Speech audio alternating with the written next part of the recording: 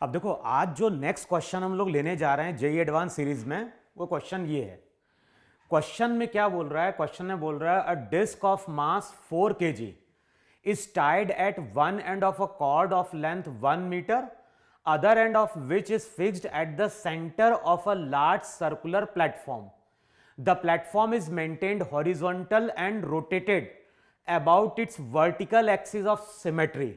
The disc is placed on the platform as shown. How long after the disc is placed will the cord break? The maximum tensile force the cord can withstand is 100 Newton and coefficient of kinetic friction between the disc and the platform is 0.1. तो अब देखो question में क्या बोल रहा है। Question में बोल रहा है कि यहां पे हमारे पास एक डिस्क है और ये जो भी डिस्क है, ये डिस्क अपनी इस एक्सिस के अबाउट क्या कर रही है? रोटेट कर रही है। जो भी डिस्क है, डिस्क अपनी इस एक्सिस के अबाउट वहां पे क्या कर रही है? रोटेट कर रही है वहां पे। अच्छा, अब डिस्क हमारी रोटेट कर रही है। डिस्क के ऊपर हम क्या कर रहे हैं? एक किसको लाके प्लेस कर रहे हैं, या बोल सकते हैं सर्कुलर प्लेटफॉर्म है। हमारे पास एक सर्कुलर प्लेटफॉर्म है जो पहले से ही वहां पे क्या कर रहा है? रोटेट कर रहा है। इस सर्कुलर प्लेटफॉर्म के ऊपर हम यहां पे एक डिस्क को लाके प्लेस कर रहे हैं और जो भी डिस्क है, ये डिस्क यहां पे कनेक्टेड है विथ अ स्ट्रिंग। देखो है कि नहीं है? अब ये चीज ध्यान रखना है कि यहां पे जो प्लेटफॉर्म है, ये प्लेटफॉर्म पहले से ही रोटेट कर रहा है। स्ट्रिंग का एक एंड सेंटर से कनेक्टेड है, दूसरा एंड डिस्क से कनेक्टेड है। जो प्लेटफॉर्म पहले से रोटेट कर रहा है, उसके ऊपर हमने डिस्क को लाके क्या कर दिया है? प्लेस कर दिया है। तो इमेजिन करो कि यहां पे एक ऑब्जर्वर है और ये ऑब्जर्वर ऊपर से देख रहा है।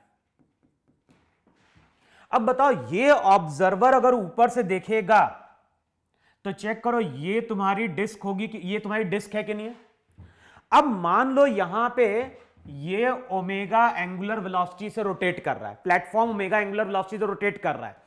तो जैसी कोई भी चीज अगर ऐसे रोटेट कर रही है और उसके ऊपर अगर हम किसी ऑब्जेक्ट को लाके प्लेस करेंगे, तो जिस टाइम पे हम ऑब्जेक्ट को लाके प्लेस करने जा रहे होंगे, उस टाइम बताओ ये प्लेटफॉर्म कहां जा रहा होगा? ध्यान, मान लो प्लेटफॉर्म ऐसे रोटेट कर रहा है। अब इसके ऊपर हमने किसी पेन या ऑब्जेक्ट को लाके प्लेस किया, तो जिस टाइम पे हम ऑब्जेक्ट को लाके प्लेस करने जा रहे हैं, उस टाइम पे प्लेटफॉर्म ये कहां जा रहा होगा? आगे जा रहा होगा। और ये अगर आगे जा रहा होगा तो फ्रिक्शन कहां लगेगा? जिस डायरेक्शन में ये पॉइंट जा रहा होगा, उसके ऑपोजिट वहां पे क्या लगेगा? फ्रिक्शन लगेगा। और प्लेटफॉर्म पे अगर फ्रिक्शन ऑपोजिट है वेलोसिटी के, तो बताओ जो डिस्क है, डिस्क के ऊपर काइनेटिक फ्रिक्शन कुछ इस तरह से आएगा या नहीं आएगा?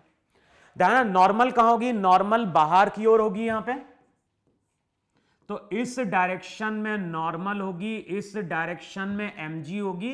तो पहली इक्वेशन तो ये बन रही कि नहीं बन रही कि नॉर्मल mg के बराबर है। फिर से एक बार समझो, मैंने क्या बोला? ये प्लेटफॉर्म ऐसा रोटेट कर रहा है। अब प्लेटफॉर्म के ऊपर हम किसी ऑब्जेक्ट को लाके प्लेस करेंगे, तो उस टाइम पे प्लेटफॉर्म की वेलोसिटी आगे की ओर होगी। जिस डायरेक्शन में प्लेटफॉर्म की वेलोसिटी होगी, प्लेटफॉर्म की वेलोसिटी टेंजेंट के अलोंग होगी, तो उसके ऑपोजिट काइनेटिक फ्रिक्शन लगेगा। प्लेटफॉर्म पे अगर फ्रिक्शन पीछे लगा है, तो डिस्क पे काइनेटिक फ्रिक्शन कहां लगेगा? आगे लगेगा। और यही काइनेटिक फ्रिक्शन रहेगा जो अब इस बीड को या इस डिस्क को सर्कुलर पाथ पे चलाना स्टार्ट करेगा वहां पर, है कि नहीं? अच्छा, अब जो भी फ्रिक्शन रहेगा, फ्रिक्शन के कारण ये डिस्क अब इस तरह से सर्कुलर पाथ पे चलना स्टार्ट करेगी, है कि नहीं? अच्छा, जैसी और ध्यान ना, हम स्टडी कर रहे हैं किस पे? ग्राउंड फ्रेम पे जाके। तो ग्राउंड फ्रेम पे एक तो फ्रिक्शन दिखाई देगा।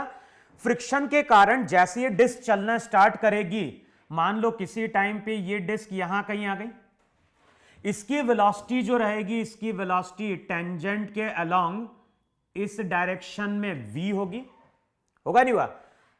या तो इसकी वेलोसिटी v होगी, या फिर किसी टाइम पे सेंटर के अबाउट अगर देखोगे तो मान लो सेंटर के अबाउट किसी टाइम पे इसकी एंगुलर वेलोसिटी ओमेगा डैश है ग्राउंड फ्रेम पे, तो ग्राउंड फ्रेम पे जाके अगर देखोगे तो डिस्क की एंगुलर वेलोसिटी ओमेगा डैश है, लीनियर वेलोसिटी कितनी है v।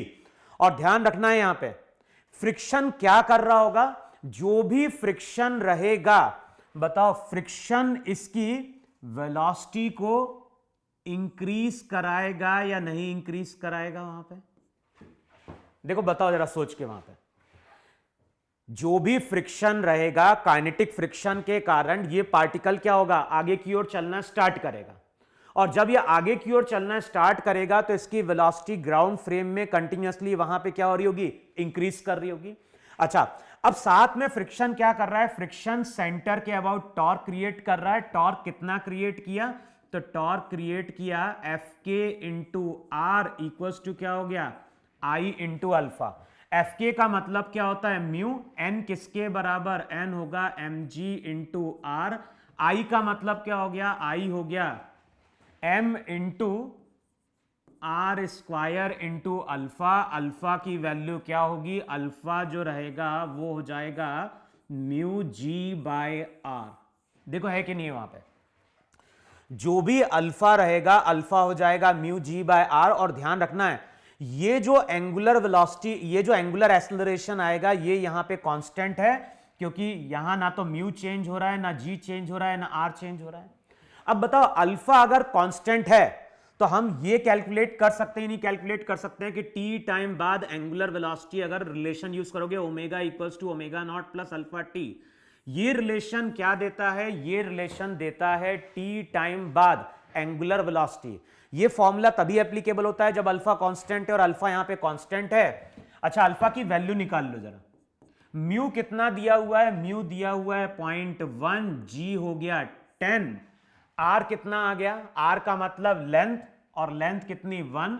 तो चेक करो अल्फा जो रहेगा वो हो जाएगा 1 रेडियन पर सेकेंड स्क्वायर। देखो है कि नहीं है वहां पे। अच्छा, अल्फा की वैल्यू हमें मिल गई, अल्फा कांस्टेंट है, तो टी टाइम बाद एंगुलर वेलोसिटी क्या होगी, initially angular velocity ground frame में 0 थी, अल्फा की वैल्यू 1,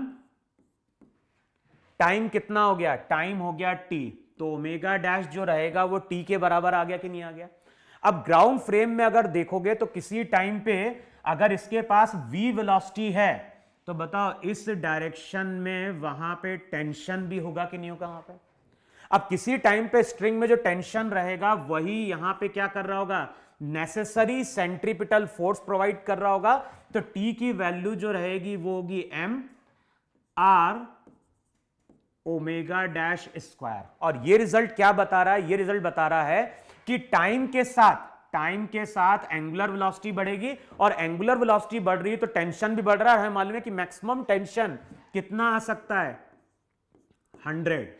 मास कितना हो गया 4, रेडियस 1। ओमेगा डैश का मतलब क्या हो गया, ओमेगा डैश का मतलब हो गया, ओमेगा डैश के स्क्वायर का मतलब हो गया टी स्क्वायर। टी स्क्वायर जो रहेगा वो यहां पे आएगा 25। टी की वैल्यू क्या आएगी, टी की वैल्यू आएगी वहां पे 5 सेकेंड। इसका मतलब ये हुआ कि 5 सेकेंड बाद, अगर 5 सेकेंड बाद देखोगे तो 5 सेकेंड बाद ये स्ट्रिंग हमारी क्या कर जाएगी, ब्रेक कर जाएगी। तो बेसिकली यहां पे जो भी कॉन्सेप्ट है, ये कॉन्सेप्ट यहां पे सर्कुलर मोशन का है, और यहां पे हो क्या रहा है, टेंशन प्रोवाइड कर रहा है सेंट्रीपिटल फोर्स।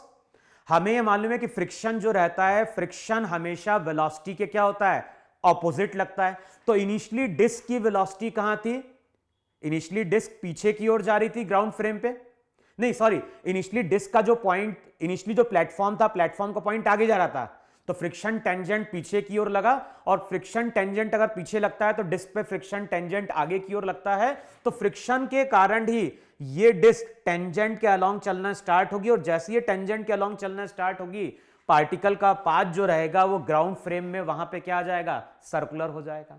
ठीक है, तो क्वेश्चन को चेक करना अपन ने कॉन्सेप्ट सही अप्लाई किया है कि नहीं अप्लाई किया है, और जो आंसर दिया है, आंसर इसका दिया हुआ है वहां पे कितना, 5 सेकेंड। तो इतना नोट डाउन कर लो तुम लोग।